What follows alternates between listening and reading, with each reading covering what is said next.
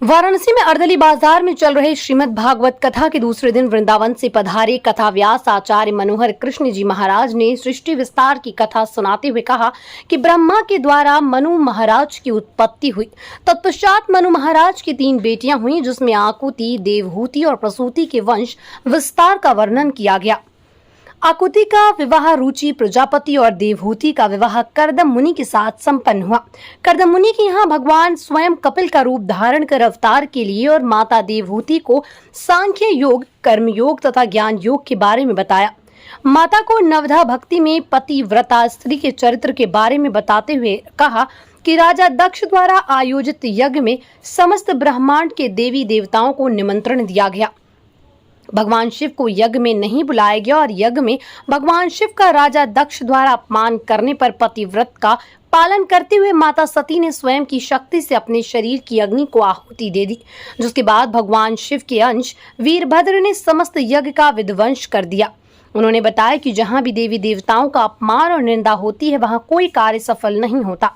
कथा व्यास जी ने कहा कि भागवत कथा कल्प वृक्ष है, जिस भाव से आप श्रवण करोगे वैसा फल आपको प्राप्त होगा।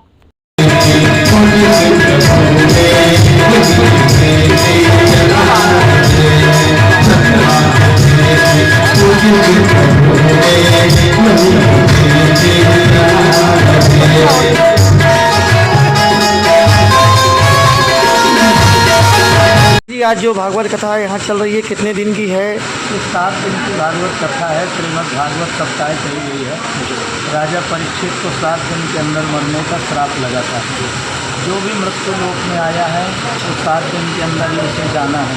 सोम, मंगल, बुध, बृहस्पति, शुक्र, शनि, रवि।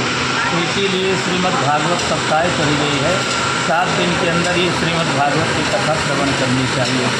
आज किस तीसरा दिन है? आज क्या है यह कथा? आज तीसरा दिन है कथा का। कल की कथा में सृष्टि विस्तार का वर्णन किया गया। इस मृत्यु लोक में सबसे पहले नारायण भगवान आए और नारायण के बाद भगवान विष्णु का रूप धारण किया। चतुर्भुज रूप धारण करने के बाद उनकी नाभि से कमल और कमल के द्वारा ब्रह्मा जी की उत्पत्ति हुई और ब्रह्मा जी के द्वारा मनु महाराज और मनु महाराज के द्वारा ही हम मनुष्यों की उत्पत्ति हुई है। इसीलिए हम मनुष्य कह गए हैं, मनु महाराज की संतान है मनुष्य। आज जो कथा है प्रति दिवस की कथा है। ध्रुव जी महाराज एक नन्हे से बालक 5 वर्ष की अवस्था में ही वन में जाकर के कठोर तपस्या करते हैं और 5 महीने में ही नारायण भगवान को प्राप्त कर लिया। भक्त प्रहलाद 7.5 वर्ष में भगवान को प्राप्त किया।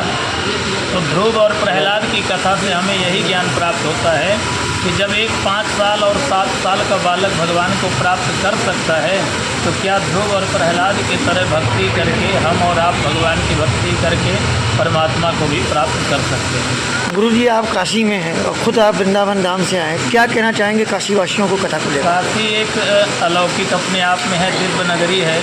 यहाँ भगवान भोलेनाथ का निवास है। ये काशी विश्वनाथ की नगरी है, गंगा का पावन तट है, ज्ञान की भूमि काशी कही गई है, वैराग्य भूमि अयोध्या है और भक्ति भूमि वृंदावन है।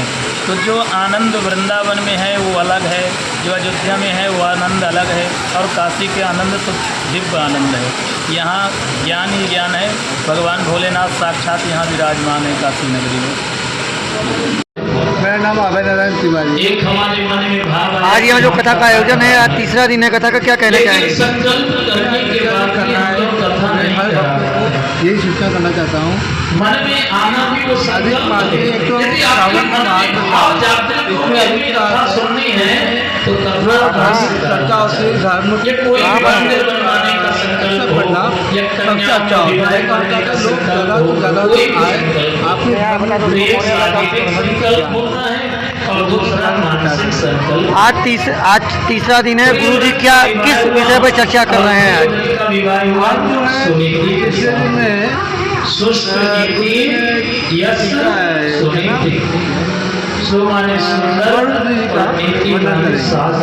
क्या कहना चाहेंगे कथा को लेकर काशी वासियों को?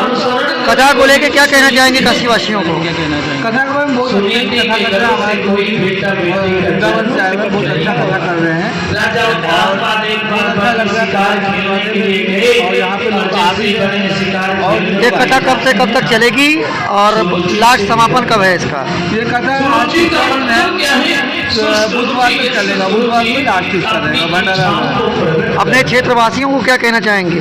हम अपने क्षेत्रवासियों को ये कहना चाहेंगे वो लोग आए, भगवत कथा होता है, बहुत महाराज ऐसा कथा मिलता है, कई स्वागत करने के लिए आते हैं, मिलता नहीं है मौका, ऐसा मौका मिला है तो मौका वो लोग ना गवाए, भक्त वो लोग आए।